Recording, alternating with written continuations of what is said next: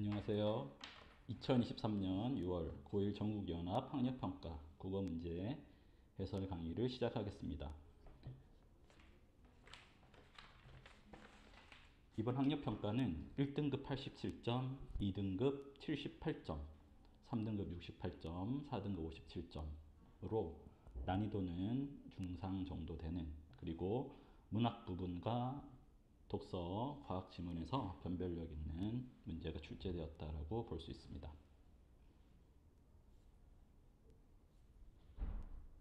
자, 먼저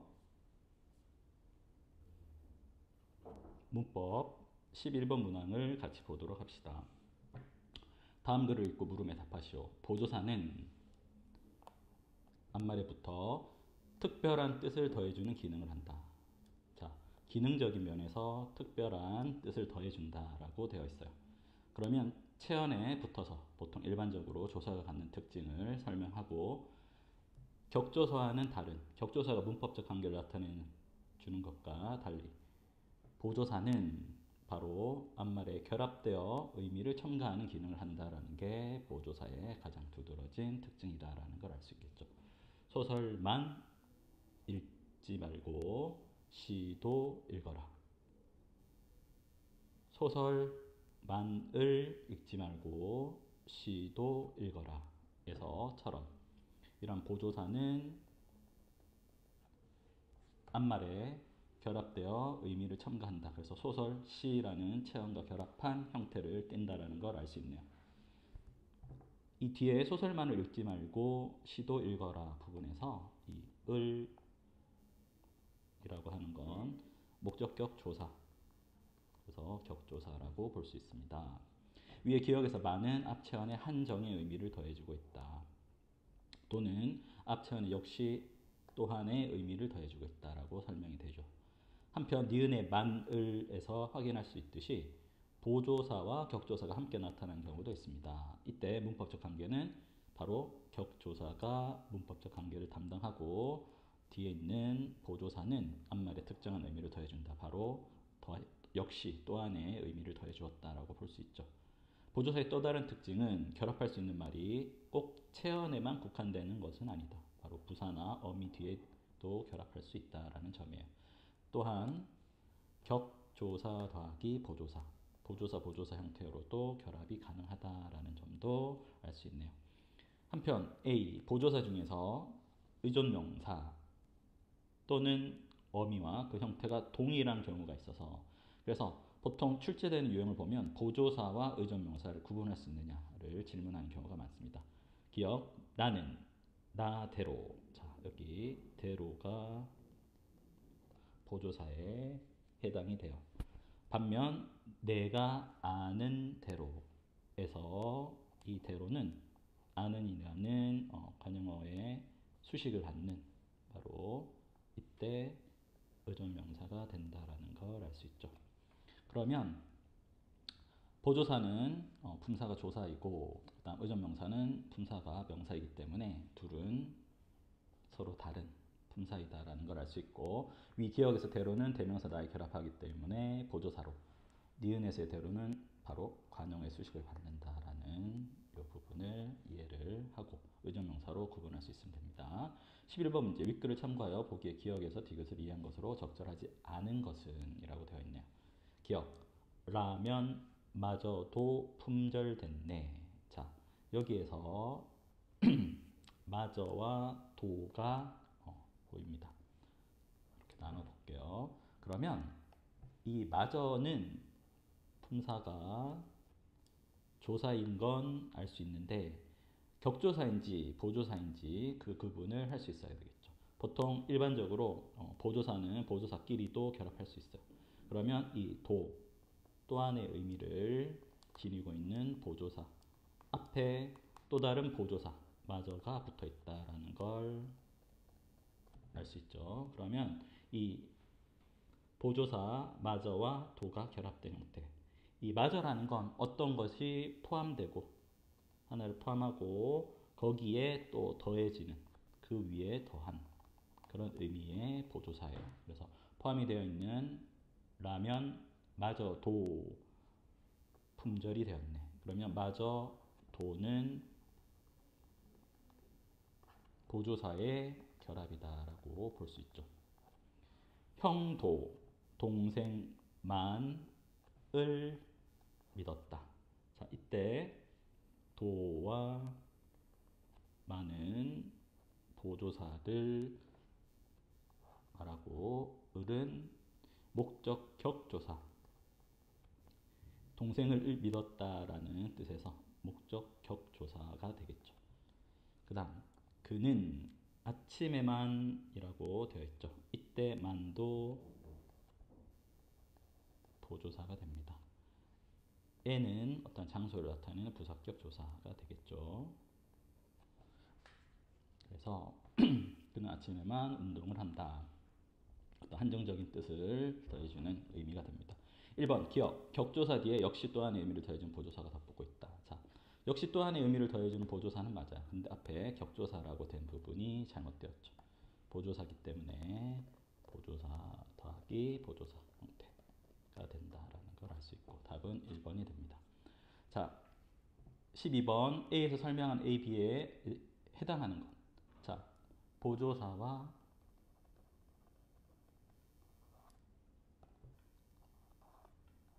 의존명사 구분할 수 있느냐를 보는 것 같아요. 1번 A, 너만큼.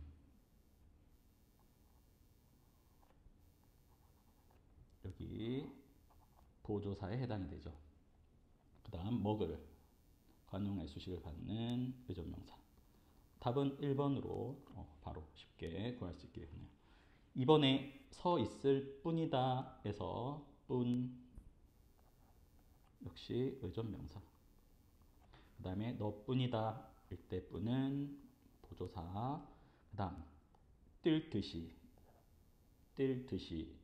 기뻐했다 의존명사.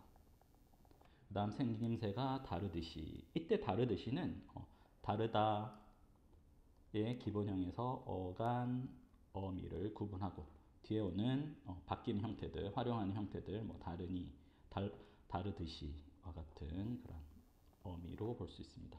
그 다음 사과든지 이건 보조사로 사용이 됐고, 그 다음에 노래를 부르든지 춤을 추든지라고 할 때는 이건 이제 연결어미라고 해서 역시 어미로 봐야겠죠. 그 다음 건강에 좋지 않다에서도 좋다라는 기본형에서 좋아서, 좋으니, 좋지와 같은 활용이 되는 어미라고 볼 수 있죠.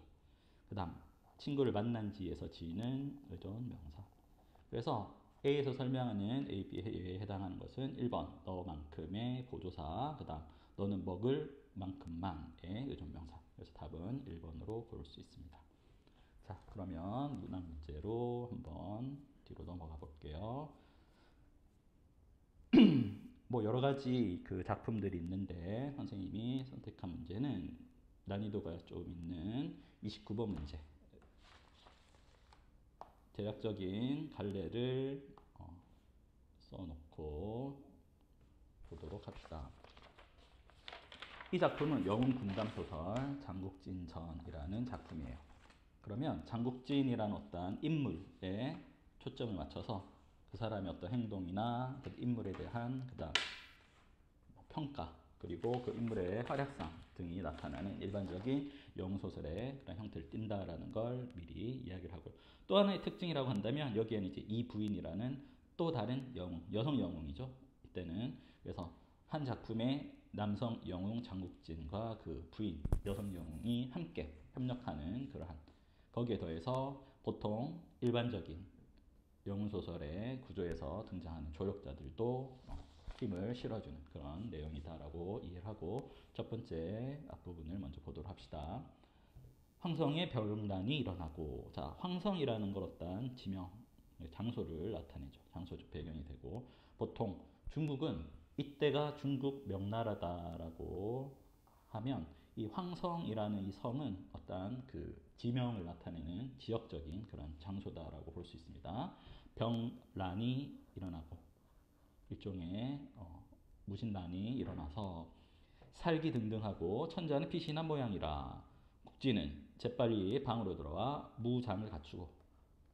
머리 황금투구를 쓰고 몸에는 풍갑을 입고 좌수의 전륜도와 우수의 청학선 이런 식으로 무장을 갖추자. 잠시도 지체 없이 말에 뛰어오르리라. 그리하여 국지는 필마단기로 말한 피를 타고 무기를 갖추어서 그러니까 홀몸으로 혼자 몸으로 나는 듯이 달렸고 달리면서도 자기의 중대한 임무를 잊지 않더라. 그의 빛나는 준마는 순식간에 그를 황성으로 옮겨주니 그의 마음과 몸과 말은 실로 혼연 일체가 된 듯하더라. 아니나 다르랴 그가 읽은 천기는 하늘의 기운이라는 걸 읽는다라고 표현했으니까 좀 신령한 그런 기운을 가지고 있는 인물이다라는 걸 알 수 있고 능력이 있는 달마국. 자, 이 달마국은 이 명나라와 서로 다투는 그러한 관계에 있는 적대 관계에 있는 나라라고 보면 돼요. 수십만 대군이 명나라군을 무찔러 없애고 이때 황성으로 쳐들어와 황성의 문명은 경각에 달했다. 그래서 위기감을 나타내고 있습니다.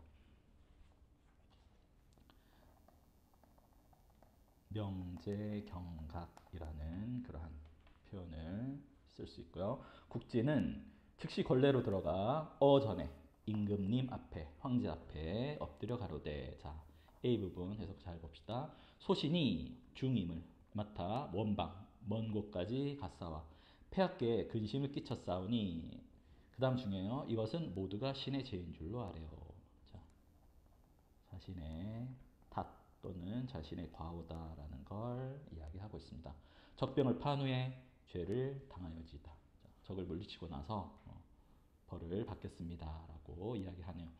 절망한 천자는 그것이 누구가 처음에는 잘 모르는 듯 하다 그가 장국진이구나 라는 것을 아시다 놀라시며 계단 밑으로 뛰어내려가 그의 손을 잡고 반가워서 어쩔 줄을 몰라 하시며 엄청 반기고 있죠.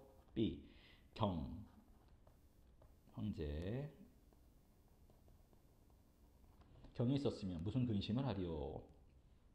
경은 이 경은 황제가 아니라 여기서는 자 지울게요.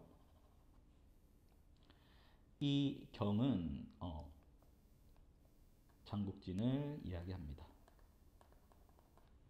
그리고 보통 황제 스스로를 지임이라던가 이렇게 칭한다라는 건 알아두고 경이 있었으면 무슨 근심을 하리요. 경은 힘을 다하여 사직을 안보하고 사직을 안보한다는 건 임금이 있는 왕이 있는 곳을 잘 지키고 그 역사를 지켜낸다라는 거니까 잘 지켜내기를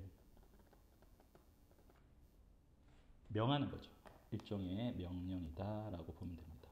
그래서 자 A에서는 소신이 자신을 낮춘 표현을 쓰고 이것은 모두 자신의 신의 죄이다라고 했고 자신의 탓을 한 장면. 그 다음 B에서는 경이 있었으면 무슨 근심을 하리요 하고 경은 힘을 다하여 사직을 안보하라 라는 어떤 명령을 내린다라는 걸 볼 수 있죠.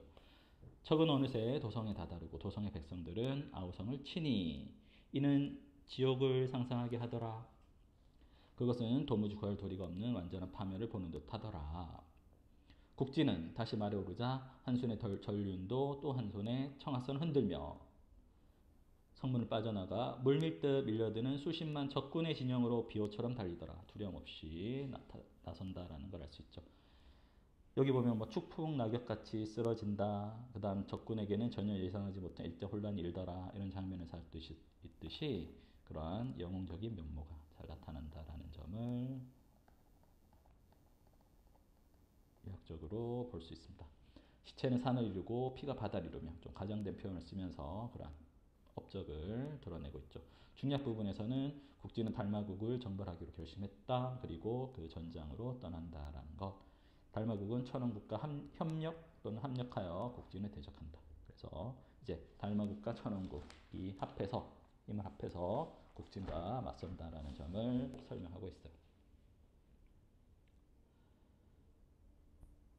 자, 국진이 병을 얻어 누운 것도 당연히 싫더라.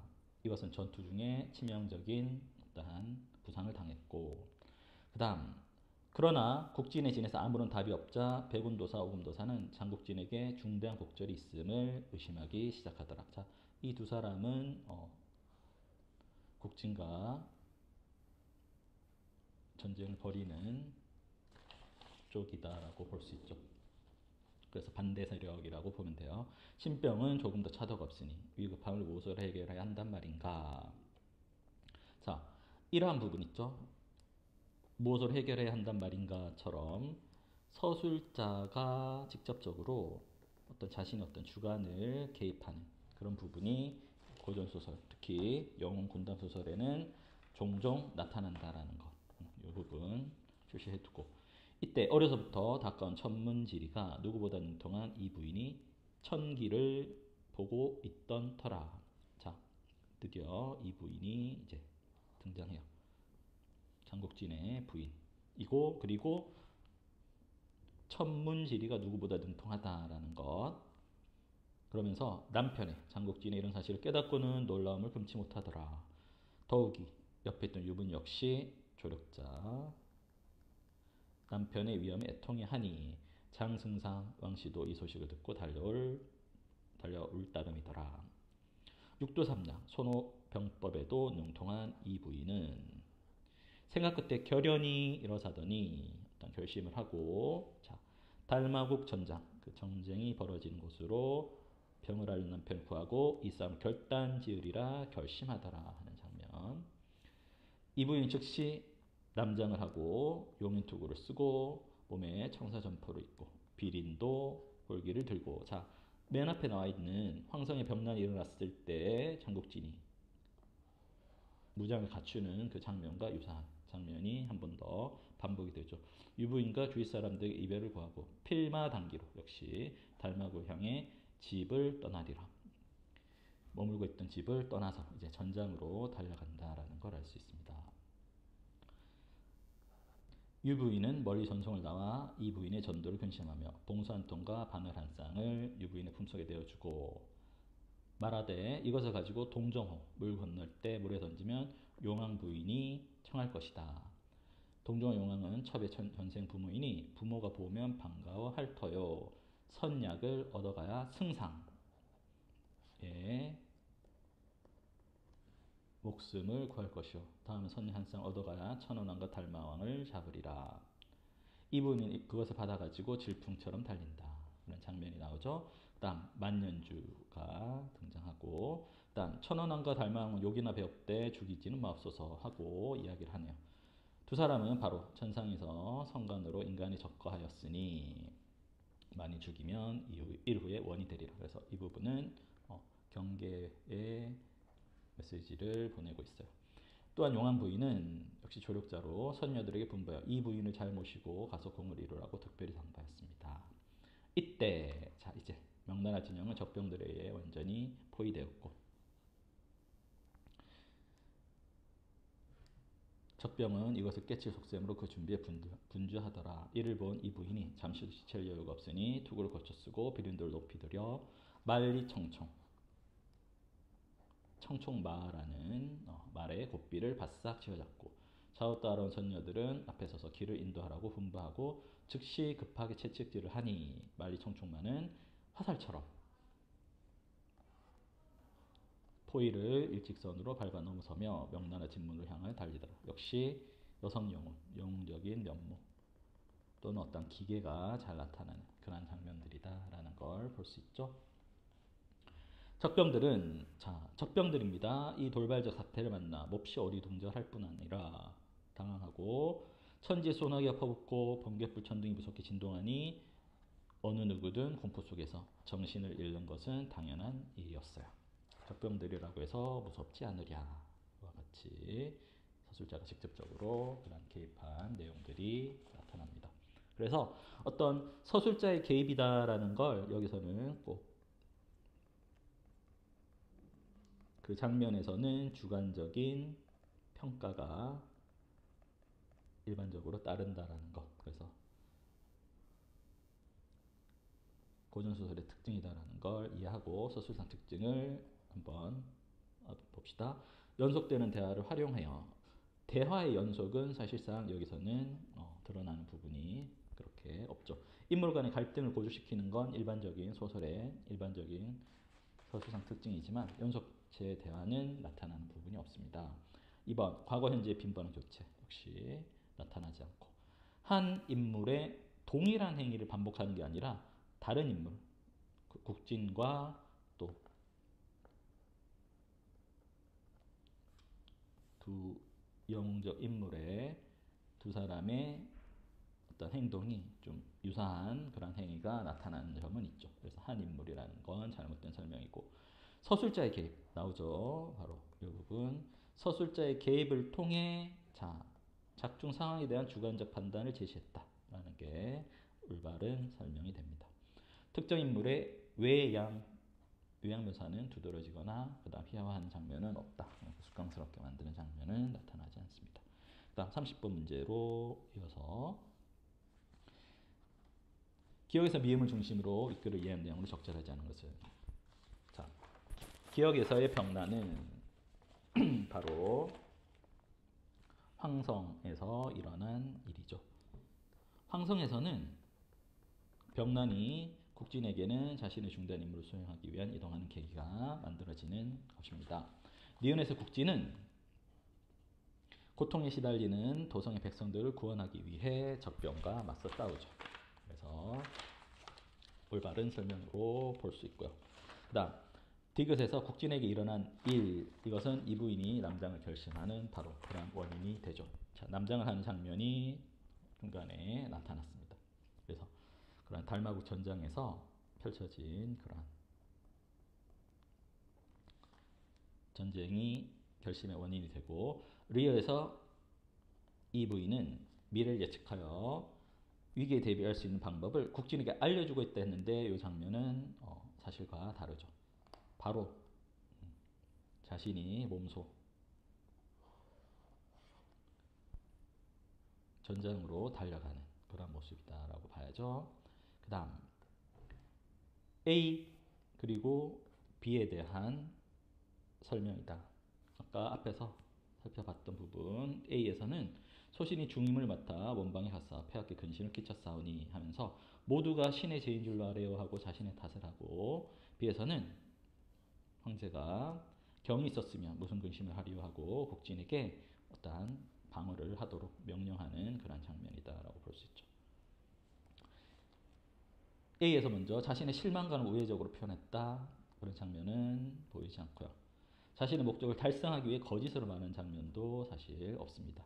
자신의 손해를 줄이기 위해 상대 요청을 거절하고 있지 않고요. 상대에 대한 호감을 바탕으로 상대를 격려한다라고 했는데 격려하는 게 아니라 스스로 자기 자신의 어떤 잘못을 자신의 탓으로 돌리는 5번이 맞죠. B를 보면 상대에 대한 믿음을 바탕으로 바로 명령하고 있다는 점에서 답은 5번이 되겠습니다. 자, 32번은 보통 이제 외적 증거를 추론하는 추론 유형으로 좀 까다로운 문제일 수 있는데 이 추론 문제는 일단 보기 부분을 먼저 한번 자세하게 보도록 할게요. 주인공의 영웅적 활약과 더불어 여성 여우의 활용이 중요하다. 나타났죠. 위기 상황에서 주변인들 또는 조력자, 초월적 존재의 도움으로 위기를 극복했다. 거기에 이 작품에서도 초월적 세계, 현실 세계 상호작용이 있어요. 그리고 남성, 여성의 상호작용 역시 영성이 강화되는 그런 계기로 나타납니다. 그래서 이런 특징을 바탕으로 보도록 할게요. 1번 국진이 말에 올라 한 손의 전륜도 한 손의 청합성을 흔들며 추풍 낙엽같이 쓰러뜨리는 장면 영웅적 활약성으로 볼 수 있죠. 전투 중 신병을 조금도 차주가 없는 국진이 적병들이 완전히 포위된 장면은 바로 위기상황의 백척간두의 위기상황이라고 볼 수 있고 가장 좋은 선약 묘유령한 그런 약을 얻어서 국진의 병을 구하는 점에서는 바로 신선, 초월적 존재의 도움으로 위기를 극복하는 그런 소설의 특징이 있어요. 용한 부인 선녀들에게 이 부인을 잘 모시고 와서 공을 이루라라고 특별히 하는 장면 역시 초월적 세계 그리고 현실 세계의 상호작용으로 볼 수 있습니다. 5번 이 부인이 국진을 구하기 위해 번갯불과 천둥이 무섭게 진동하여 공포 속에서 정신을 잃었다라고 했는데 공포 속에서 정신을 잃는다라는 건 마지막 부분에 나오듯이 바로 적병들에 해당되는 그 내용이죠. 그들이 공포 속에서 정신을 잃었다라는 그런 장면을 묘사했죠. 따라서 이 부분은 이 부인과는 관계없는 내용이기 때문에 5번이 답이 됩니다. 고전소설의 일반적인 그런 특징을 좀 잘 이해하면서 문제를 풀 수 있으면 괜찮을 것 같아요. 그 다음 그래서 독서 지문 사회 공공선택 이론이라고 하는 그 주제가 담겨 있는 지문을 한번 보도록 합시다. 문제는 문항 번호는 38번. 공공의 어떤 선택을 분석하는 그러한 내용이다라고 볼 수 있어요. 독서 지문이고 난이도도 변별력 높은 그러한 지문이기 때문에 같이 살펴보도록 할게요. 일단 독서 지문은 문항을 한 번 더 먼저 보고 그 문항에서 어떤 걸 요구하는지를 파악하고 다시 지문으로 본문으로 돌아오도록 합시다. 윗글에 대한 이해로 적절하지 않은 것은 이건 어떻게 보면 어떤 정보 이해 내용 제시된 부분을 제대로 잘 읽어내는 모습을 보는 것. 다음 A와 관련하여 표를 이해한 것. 도표 이해 문제. 그리고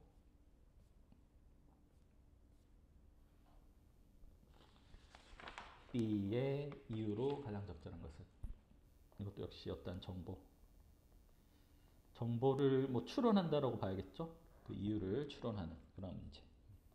난이도가 좀 높은 문제라고 볼 수 있고 그다음 41, 42번은 어떤 표나 도표를 읽고 거기에서 그 도표를 이해하는 해석하는 문제로 볼 수 있습니다. 자, 그럼 앞으로 가서 첫 번째 문단 한번 보도록 할까요? 어떤 안건을 대하는 집단 구성원들의 생각은 각기 다르다. 따라서 그들의 집단적 합의에 이르게 하는 의사결정의 과정이 바로 필요하죠. 그것을 공공선택 이론이라는 어떤 이론으로 정립해서 이처럼 집단을 구성하는 개인의 의사가 집단의 의사로 통합되는 과정이다라고 이야기하고 있습니다. 직접 민주주의 하에서의 의사결정 방법으로는 단순 과반수제, 최적 다수결제, 점수투표제, 보루다 투표제 등이 있습니다. 보도록 할게요. 자, 단순 과반수제 먼저 나와 있죠. 단순히 과반수가 지지한 안건이 채택되는 다수결 제도이다. 수적 우위로 나타난다라고 볼 수 있죠. 효율적 의사결정이 이루어지고 장점으로 볼 수 있고요. 각 투표자는 찬반 여부를 표시할 뿐 투표 결과에는 선호하는 강도는 드러나지 않습니다. 그래서 정도를 나타내는 게 아니라 단순한 그러한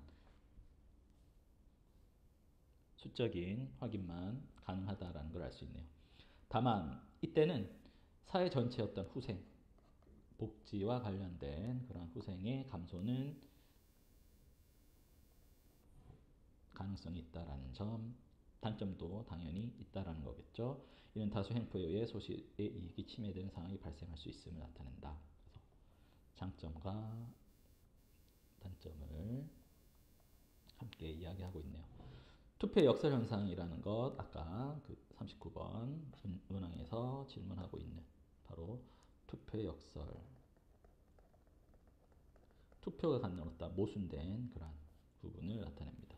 그리고 표를 보면 뭐 1순위, 2순위, 3순위, 갑을 병으로 나눠서 각자 어떠한 세 가지 대안을 동시에 투표했을 때 하나의 대안으로 결정되지 않는 경우를 예시로 잡고 있고요.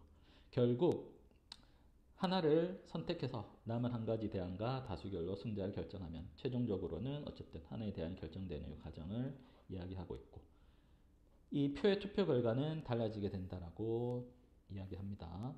그 다음 두 번째 최적 다수결제 단순 가반제와 또 다른 형태의 최적의 다수결제라고 표현했고 투표에 따른 총 비용이 최소화되는 지점을 산정하고 안건의 찬성자 수가 그 이상이 될 때 안건이 통과되는 제도이다라고 이야기하네요. 의사결정 비용은 투표자의 동의를 구하는 데 드는 시간과 노력에 따른 비용을 의미하며 찬성표의 비율이 높을수록 당연히 그런 시간이나 노력의 비용은 증가하게 된다. 그래서 비용과 찬성률이 증가하는 그러한 함께 증가하는 과정이다라고 볼 수 있죠. 결국 찬성표의 비율이 높아질수록 낮아지면 모든 사람이 찬성할 경우에는 0이 되는 이런 과정이 있습니다. 그리고 용어들이 몇 개가 나오는데 안건 통과에 필요한 투표자 수가 증가할수록 의사결정 비용이 증가한다라고 했고 이것은 우상향.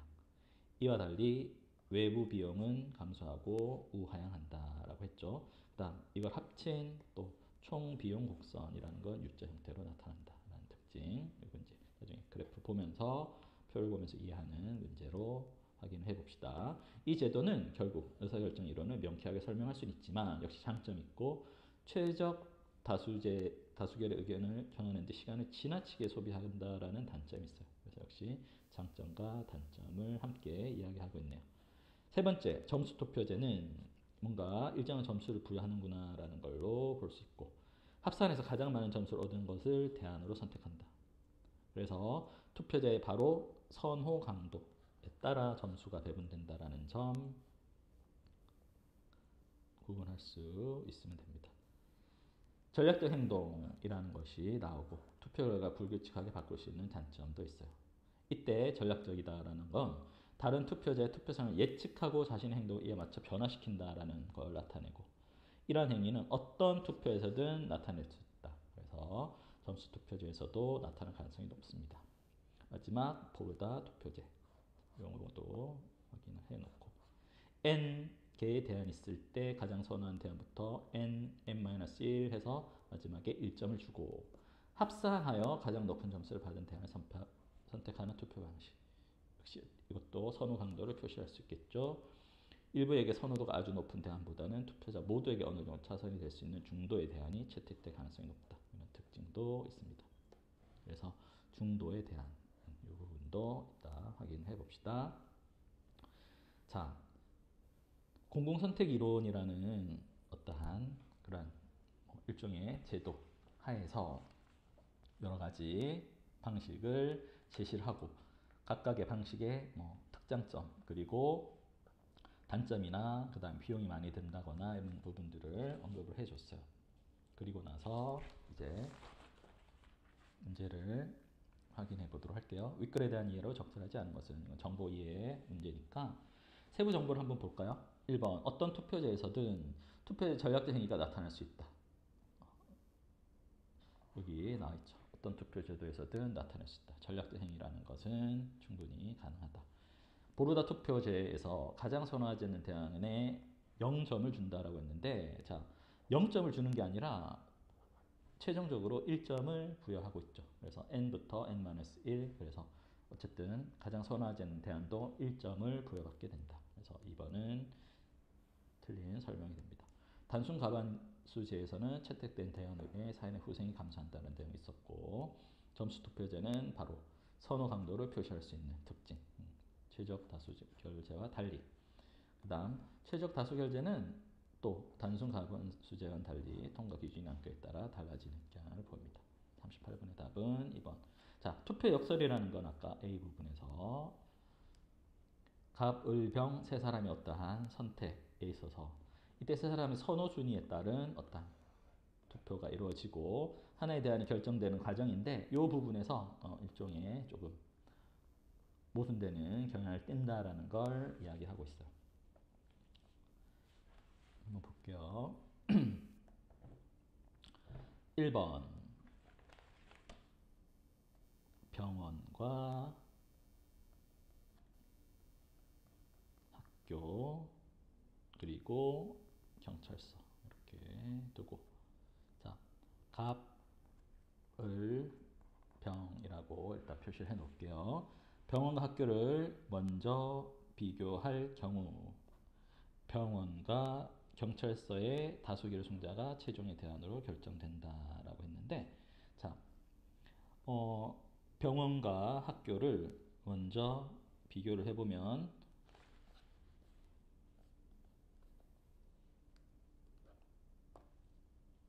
병원, 학교 1순위, 2순위를 나타내는 거니까 갑은 1순위로 병원을 선택하고 을은 1순위로 학교를 선택하겠죠. 그럼 이제 병의 결정이 경찰서, 병원, 학교 순이기 때문에 2순위인 병원을 선택하게 돼서 자, 병원이 1차적으로 선택이 되고 그럼 이 병원과 경찰서의 다수결 승자가 최종의 대안으로 결정되겠죠. 그래서 1차적으로 병원과 학교를 먼저 비교를 하고 이 둘의 승자와 경찰서의 승자가 최종적으로 대안으로 결정된다. 이 과정을 거치게 되겠죠. 2번 학교와 이번에는 자, 다시 학교와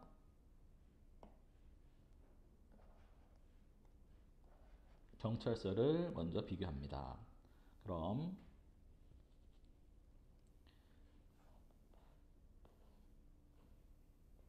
갑은 2순위가 학교, 을은 1순위가 학교, 병은 경찰서가 1순위니까 그러면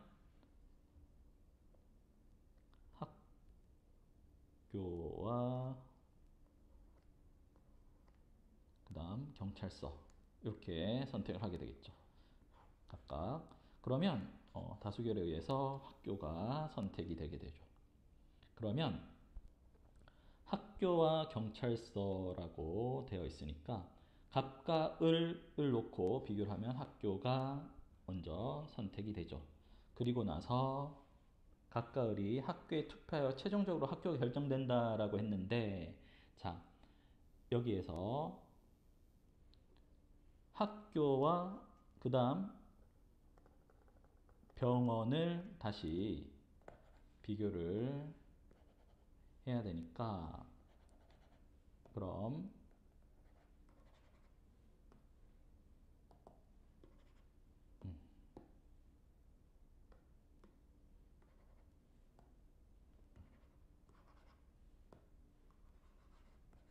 학교와 병원을 한번 다시 최종적으로 비교를 해봅시다.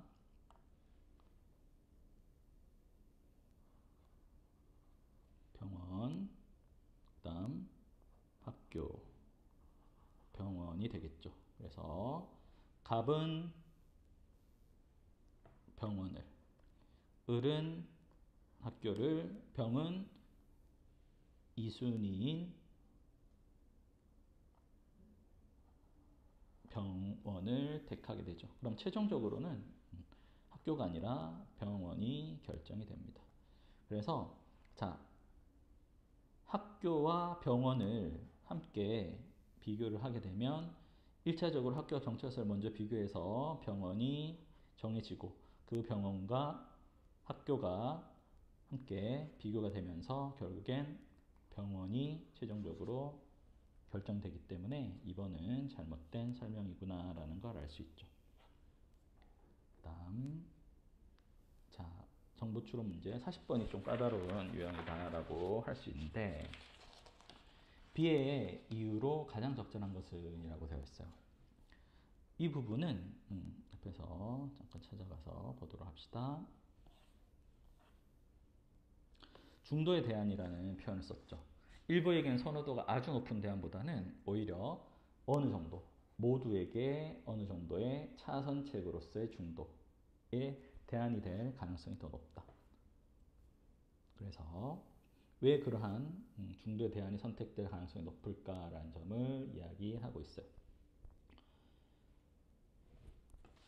세부정보 추론 문제이기 때문에 여러 가지 그 보르다 투표 제도라는 그 특징을 한번 다시 떠올려 보고 확인을 해 볼게요.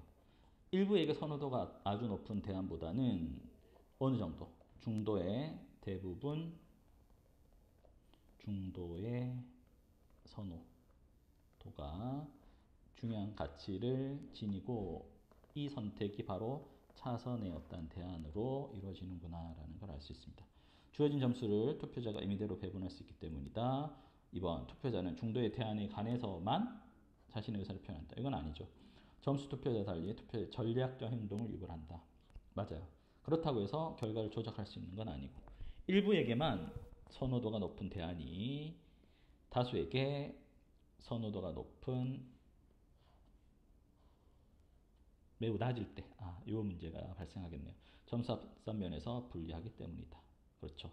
다수에게 선호도가 매우 낮게 되면은 전체적으로 대부분 일반적인 그러한 선택의 강도가 높아야 되는 그러한 중도 선호도에 있어서 그러한 실패를 가져올 수 있다. 그래서 이게 바로 투표자 모두 어느 정도 선호하는 그러한 차선의 대안으로서의 그러한 내용이 됩니다.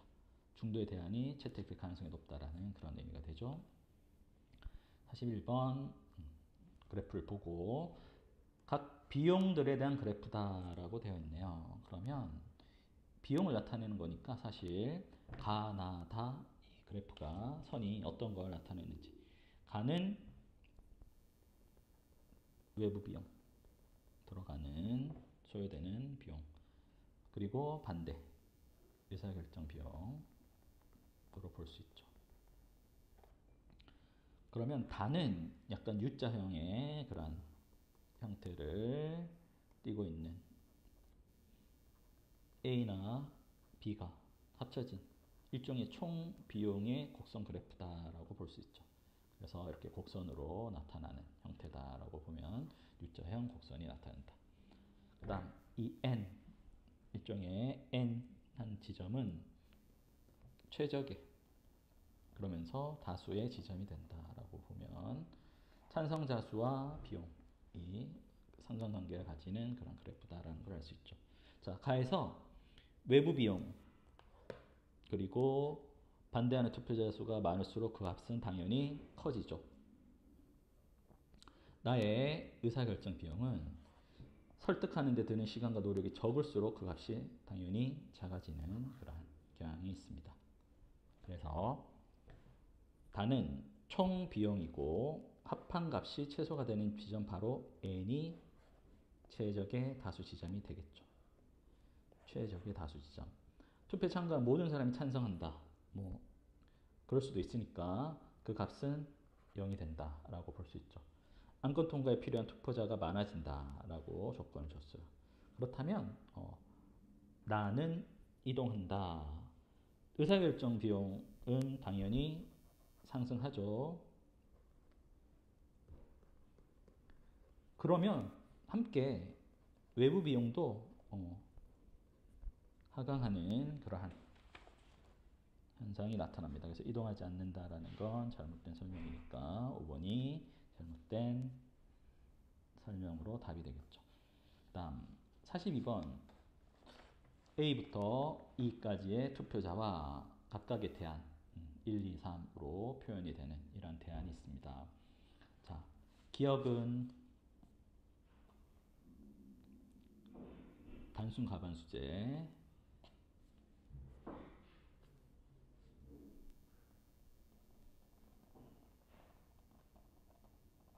니은은 점수 투표 디귿은 마지막에 있는 보르다 이렇게 볼 수 있죠. 자, 단순 가반수제 먼저 볼게요. 단순 가반수제에 따르면 자 단순히 어떠한 그 가반수에 따라서 선택을 하게 되면 볼까요? 여기에서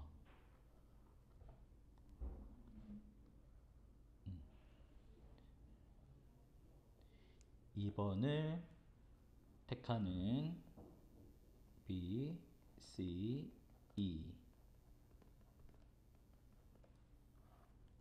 이들이 단순 가반수제에 의해서 선택이 됩니다. 그래서 2번을 택하게 되겠죠.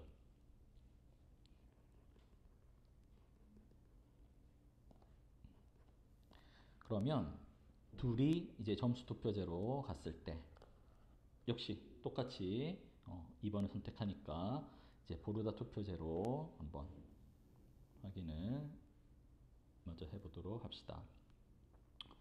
보르다 투표제라는 것은 n 값을 주고 그 n 값에서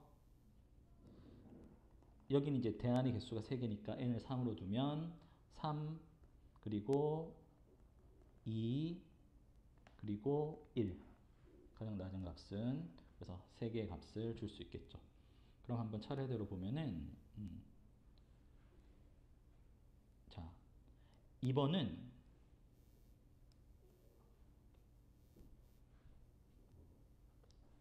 제일 값이 낮고 A에게는 그 다음 B에게는 가장 높은 3 역시 C에게도 3 그 다음 D에게는 1 그 다음 E에게는 3 그래서 합산해보면 11점을 얻게 되고요. 반면 3번은 3, 2, 2, 가장 높은 3, 그리고 두 번째 2. 합산해보면 12점이 되네요. 그러면 최종적으로 3번을 선택하게 됩니다.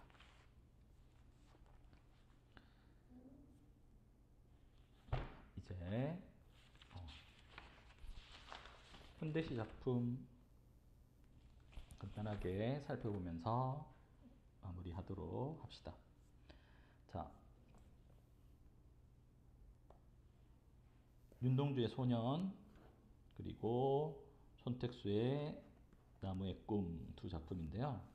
자, 가 작품은 어떤 시의 형식적인 면에서 산문시다라는 걸 알 수 있네요. 여기저기서 단풍잎 같은 슬픈 가을이 뚝뚝 떨어진다로 표현했어요.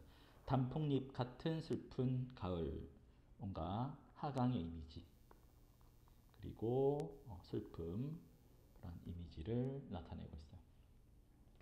단풍이 떨어져 나온 자리마다 봄을 마련해 놓고 나뭇가지 위에 하늘이 펼쳐져 있다. 가만히 하늘을 들여다보려면 윤동주 시에 나오는 어떤 관조 성찰의 그런 모습이 좀 담겨 있고 눈썹에는 어때요? 파란 물감 그리고 두 손으로 따뜻한 볼을 쓸어보면 그 손바닥에도 파란 물감 그래서 하늘, 파란 물감이라는 색채 이미지와 함께 다시 손바닥을 들여다보면 맑은 강물이 흐르고 그런 강물이 흐르면 강물 속에는 사랑처럼 슬픈 얼굴 이런 식으로 어떤 시어의 연쇄적 반복을 통한 정서를 부각시킨다라는 것. 그리고 일종의 반복을 통한 운율 형성도 중요한 요소라고 볼 수 있죠. 순이 얼굴. 순이는 어떤 사람일까? 소녀는 황홀히 눈을 감아보고 그래도 맑은 강물을 흘러 사랑처럼 슬픈 얼굴, 바로 순이 얼굴이 그러한 소년에게는 그리움의 대상이 되는 그러한 진실한 그리움을 나타내구나라는 걸 알 수 있습니다. 윤동주의 소년 가을이란 어떤 계절적 감각도 함께 파악을 해놓고요. 자, 일단 제목이 나무의 꿈이니까 나무라는 어떤 사물의 꿈이라는 그런 정서를 담고 있다. 자라면 뭐가 되고 싶니? 의자가 되고 싶니? 누군가의 책상이 되고 싶니? 하고 반복적으로 가군을 통해서 반복의 운율 형태를 나타낸다. 그리고 나무에게 질문하듯이 그래서 의인화를 통한 그러한 나무라는 대상을 애정어린 시선으로 바라보는구나라는 걸 알 수 있어요. 그 계단을 따라 올라가는 다락방, 별빛이 들고 나는 창문, 누군가 그 창문을 통해 바다. 그래서 계단을 지나 다락방 창문, 창문을 통해 바다와 같이 여기서도 연쇄적인 그런 시어가 사용이 되는 일종의 연쇄적 반복 또는 연쇄법이라는 것이 공통적으로 사용이 되고 있다는 걸 감안을 하고 수평선을 넘어가는 목선을 그리워할지도 몰라. 어떤 그리움의 대상, 바로 바다를 보는 게 꿈이라면 너는 배가 되고 싶겠구나. 어쩌면 그 무엇도 되지 못하고 일종의 절망감을 나타내면서 아궁이 속의 장작으로 눈을 감을지도 모르지.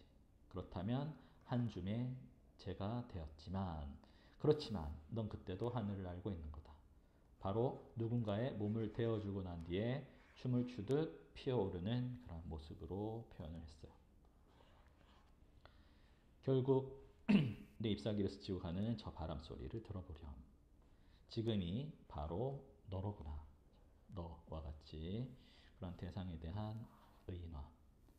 거기에 덧붙여서 의인화와 함께 여기서 두드러진 부분은 일종의 대화, 말을 주고받는, 건네는 방식.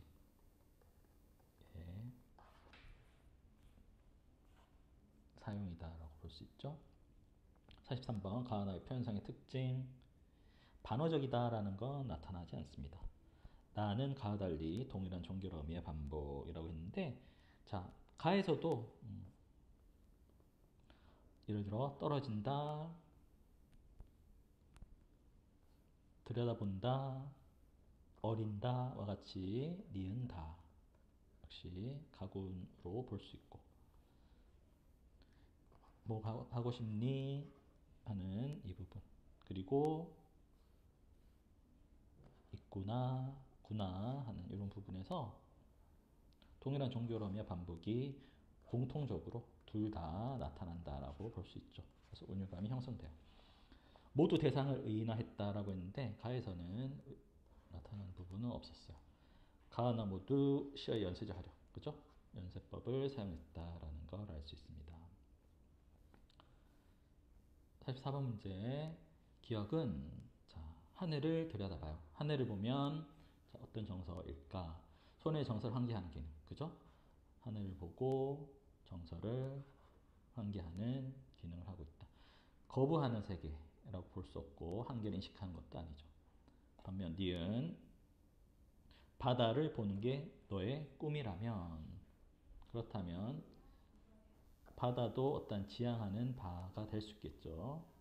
긍정적 상황을 나타내는 건 아니죠. 어떤 지향을 할 것이라는 가정이고 성찰이 이루어진 이후의 모습도 아니다. 그래서 답은 1번. 45번은 보기를 보고 참고해서 푸는 문제니까 가에서는 소년이 자연물에 동화되는 과정을 감각적으로 드러냈어요. 나에서는 어떤 대상이 품을 수 있는 그러한 다양한 꿈, 그리고 만약에 꿈을 이루지 못한 상황을 가정을 해서 그것이 오히려 존재 가치가 있음을 역설적으로 보여주죠. 가의 파란 물감이 든 눈썹이라는 건 소년이 자연물에 동화되는 감각적 표현으로 볼 수 있죠. 그다음 맑은 강물의 어린 순이에 대한 그리움, 여자의 그리움. 나의 의자, 책상, 한 줌의 재 등은 대상이 품을 수 있는 다양한 꿈. 한 줌의 재는 꿈이 아니라 여기서는 장작으로 눈을 감을지도 모르지 한 줌의 재가 되었지만 타버리고 난 그런 모습이다라고 보죠. 의자는 책상이 되지 못하고 한 줌의 재가 될 수 있다. 하지만 그런 것은 장작은 꿈을 이루지 못한 상황에서도 몸을 데울 수 있는 역설적 인식으로 볼 수 있고요. 역시 바람소리 역시 어떠한 계기가 되는. 그래서 답은 3번이 됩니다. 자, 이번 시험은 문학 작품에 있어서 좀 독특한 그런 표현법이다. 그다음 시의 의미를 파악을 하고 푸는 그런 유형의 문제였다라고 볼 수 있죠. 자, 여기까지 보도록 합시다. 수고하셨습니다.